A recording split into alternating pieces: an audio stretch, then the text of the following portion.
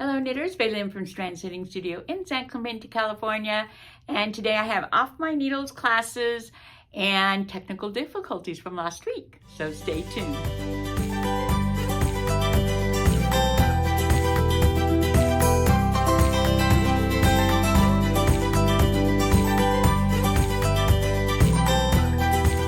So as you probably noticed, I didn't have an emailer last week. My battery was totally dead. My computer was dead. I had done everything. And then I just didn't get it done after that because sort of like if I don't do it today, it doesn't get done so easily. So anyways, this video is sort of going to be a compilation of the two because I'm still talking about stuff that's still good. And I don't remember what I talked about. I haven't looked at it yet to remember what I rambled about. But then I have a new class and some stuff for today. So it's going to be mixed together. And so if you see me wearing different clothing, that's why. Okay, first it's off my needles. So I finished the market bag, this is the one of the Karens that we've been doing forever. Only I'm using the coastal cotton because this works up really well in the coastal cotton. You don't have to use the other yarn. It's a price savings with this yarn compared to the other yarn. And we have tons of options. Like this, we have so many colors and options in this yarn. And like that is totally different from that. I mean, there's so many options from really bright and pretty to really, like neutral kind of stuff. So this bag, I've got so many people knitting this bag. This is a really interesting bag because it's super easy. It's very beginner friendly. I've talked about this all the time. Matter of fact, I think I talked about it last week. So you start with the square at the bottom and you knit the square and then you pick up around. That's the hardest part. Then you start the basket weave, which is a slip stitch pattern. So you slip 2, purl 4, slip 2, purl 4, and then you have 2 just regular knit rows in between the basket weave part. And so it's really simple. It's really fun. And I'm telling you, nobody makes just one of these. There are multiple of these get made because it's just so fun and it's so usable. So obviously farmers markets and, market kind of bags, project bags. This is a really nice project bag. And, book bag, whatever. And I just want to remind you, we also have this one that we used out of the coastal cotton. And this is just a yarn over knit 2 together. And then you knit a row. So it's also extremely easy, beginner-friendly bag. And it also uses the coastal cotton. And it's fun. So just a reminder and letting you know how the market bag looks out of the coastal cotton because it works really well. First class coming up is May 30th, which is a Saturday from 12 to 2. And that's this Minanata little shawlette scarf, whatever you want to call it. This is a mosaic pattern, which means it's slip stitches. You knit 1, you slip 1, you knit 1, you slip 1. And that's how you get the lines going vertical. So slipping stitches is what makes the vertical lines. Obviously, just knitting makes the horizontal lines. So that's how you get these 2 things going. You're going to start way down here. So you get right into it. So you're going to start down here at the point. And you're right away doing the mosaic. And then you just keep going like this. It's a really, really good pattern. There's no picking anything up. It's just all knit and purl. It's knit and purl. But it's all like, it's just all one piece starting from the bottom center. So with this one, we use, both my classes are using this yarn. So this is the Cash Merino and it's super soft. Now you can use any yarn you want. This is a sport weight yarn. And I have a few other sport weights in the wall. I have a lot of DK weights, and this you could do in DK. I would not go up needle size unless you want it bigger, because obviously if you want it bigger needles, bigger yarns makes it bigger. And so this is really good. You just need to know how to knit and purl. Be very comfortable knitting and purling, and then this is you can do this. You can do this. So that class is Saturday, May 30th from 12 to 2. Okay, the other class coming up is socks, how to knit a sock.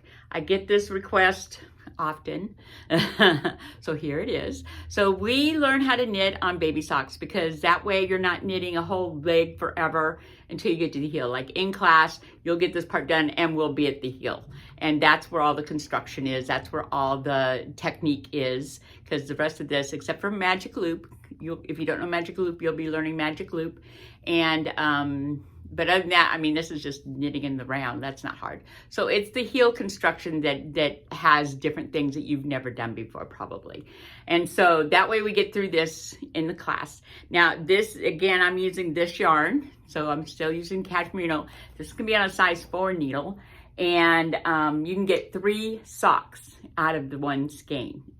3 socks out of the one skein. So then what I suggest, one, when we finish this, your brain's gonna go, what the world did we just do? I have no idea what that was. And that's how you're gonna feel, guaranteed.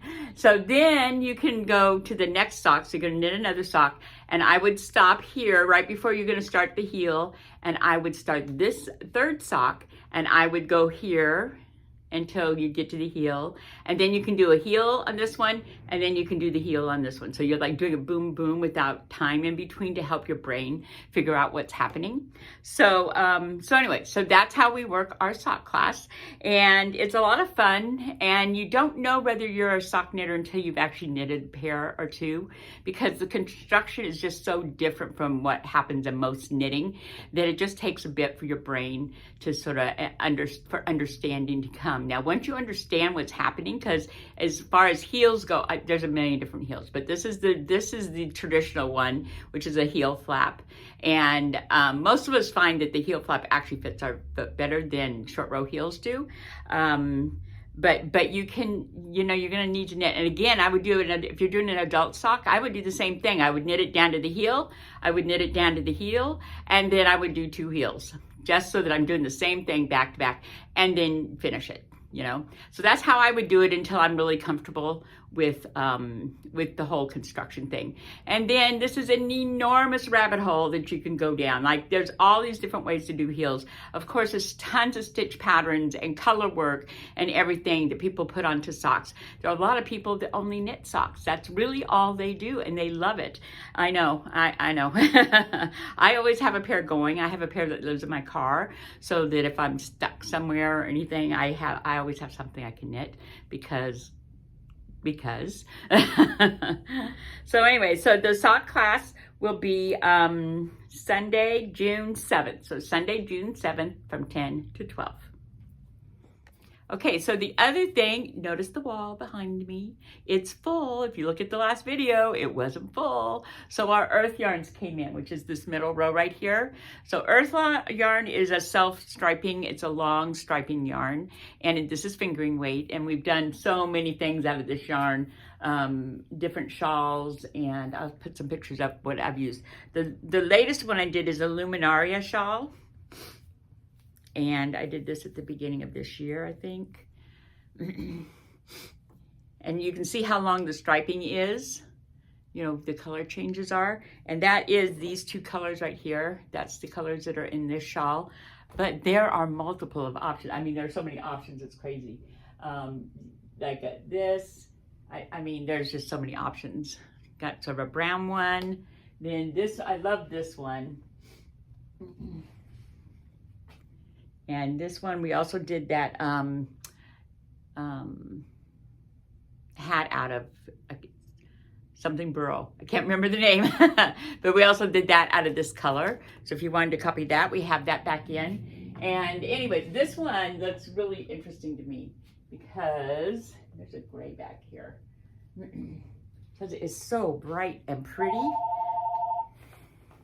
Interrupted by the phone. So this color is so beautiful. This is so beautiful. And so this would make a really bright, pretty Luminaria shawl thing. And you can mix it with different things. If you want to tone it down a little bit, that would tone it down a little bit. But anyways, this is done on a 7. So even though it's fingering weight yarn, you're on a 7. So it's a relatively loose knit, which you want it loose knit, because that's what gets it to drape so well. So anyway, so this is going to be a class, and I don't have my notes with me here. So this class is Luminaria, June 13th, which is a Saturday from 12 to 2. June 13th from 12 to 2. So you just need to come in and get your yarn so we can get it wound before class.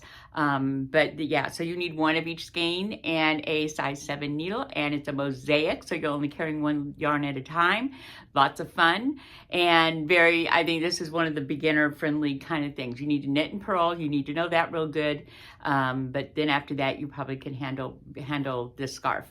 So that is Luminaria. Okay, so we've got a summer Noro in. This is a summer Noro. It is a blend of silk, wool, and viscose. It's 40 silk. That's really good. That makes it nice and soft. And then 30 wool, 30 viscose. And yeah, so this is Noro. This is a very long striping yarn. Right now we have it in 3 colors. I don't know if we have other colors coming in, but right now we have 3 colors. Like, how am I going to get you to, there we go. There we go. So we have 3 colors. And so this is a great, just anything. Christine is making up a baby sweater out of it, which will probably become a class. But I have some, their magazine, we have some of the, they have some of this yarn used in the magazine, the Noro magazine. So just so you can sort of see what it does. But that's out of the Mabuki. And that is just 2 rectangles. So this sweater we do a lot here, not this particular, but the 2 rectangular or 4 rectangular sweater where you just knit a rectangle, and you sew up the sides and the thing.